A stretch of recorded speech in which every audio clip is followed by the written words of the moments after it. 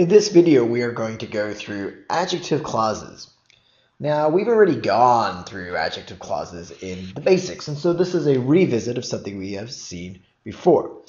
So let's take a look here.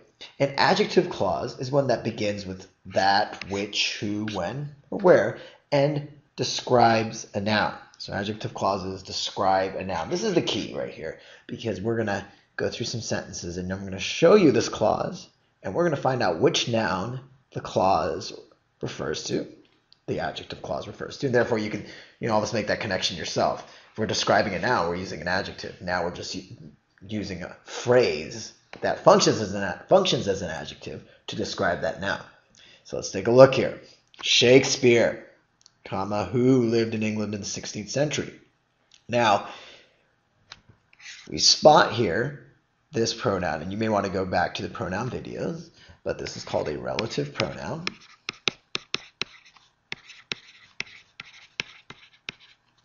And the relative pronoun shows us that, hey, we're dealing with an adjective phrase. So what follows the relative pronoun here describes a noun. So the question is, who lived in England in the 16th century? What's that noun? The answer, of course, is Shakespeare. Shakespeare lived in England in the 16th century. Now, English is interesting in that sense. We do not say lived in England in the 16th century. Shakespeare is the world's most famous playwright. We don't put a massive phrase before the noun the way we would put a single word before the noun. So uneducated Shakespeare, ...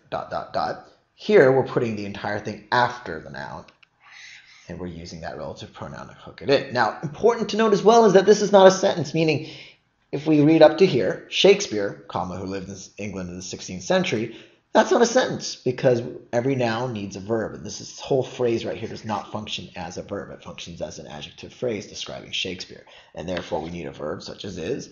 And then, of course, what is he? Well, he is the world's most famous playwright. Now we have a sentence. And so it's important to note when you use adjective phrases, you haven't really created an entire sentence, an independent clause. So let's go on to B. In England, where many of Shakespeare's works take place, though of course not all of them, many of them take place in other lands, but what are we describing here with where? We are describing England. England is a place where many of Shakespeare's work take place. Now, of course, we need a sentence, and that sentence follows here, which is the bard is highly revered or looked up to. Okay, so we have this adjective phrase describing in England, but that is not a sentence. And so this is a dependent clause, this whole adjective clause with England. And so we need that comma, and that will take us here to the independent clause, which is the sentence. Okay, so far so good. Let's continue on and see a few more variations on this, starting with during the Revolutionary War, when. This was a time period, therefore we use when to describe Revolutionary War. Many civilians were called to fight for their land. Now watch out for these verbs. Don't say, oh, here's this verb phrase, call to fight. There, that's the verb, that's the sentence. No, because again, this is an adjective phrase, an adjective clause, same thing. It does not function as a verb, or verbs within the clauses do not function as the verb in the sentence. The verb in the sentence here is what? Militia groups war. There, that is the verb.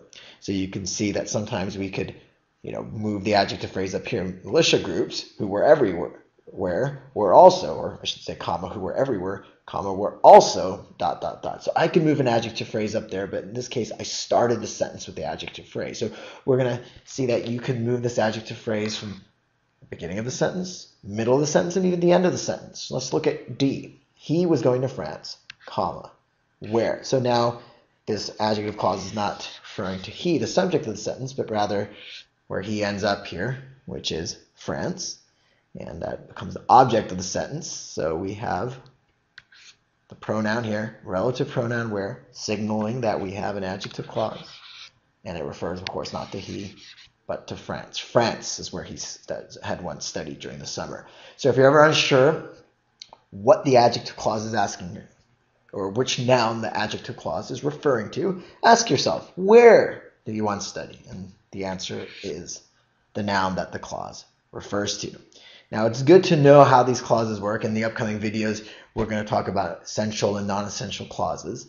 And it's very important, of course, to know the names of things, but it's equally important to know how to use these in your own writing so that you can actually write a long sentence like this and know where to use the commas and to make sure that the adjective clause is referring to the right noun. So as we go through these videos, pay attention to the way sentences are written, punctuation is used, and you may even at home try to write your own sentences using adjective clauses, adverbial clauses, and all the other fun stuff we're going to talk about here in the clause section.